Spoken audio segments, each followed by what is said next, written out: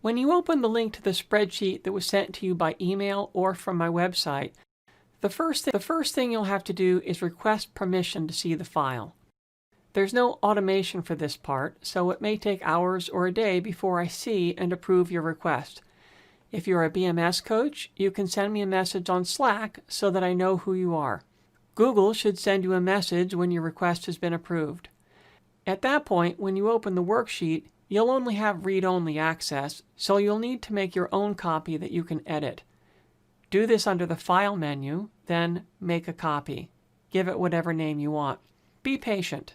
It can take a minute or two for Google to make your copy. When it completes, feel free to look around at my sample data if you wish, but you're going to want to clear that out so that you can start fresh. If you're not already on the Instructions tab, then go there. It's the tab on the bottom, far left. As a BMS coach or client, you're already on step 4. Press the green button to restore the worksheet to a clean slate.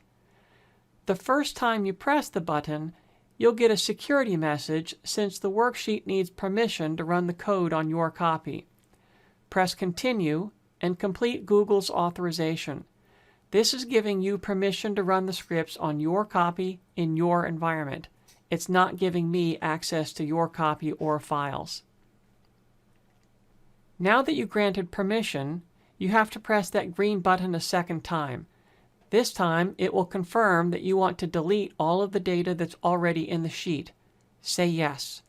The worksheet will move between tabs, and you'll see lots of stuff happening while the script is running.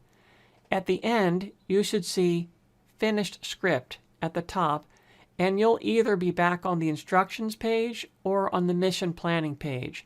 At that point, you're ready to go. Later, you can make additional copies from the version you already have, but I encourage you to come back here and grab it from the source again. That way, you'll get dates and new features that may have been added. When you work with clients, you'll be giving them a link to your copy that you'll share with them rather than the link to my copy.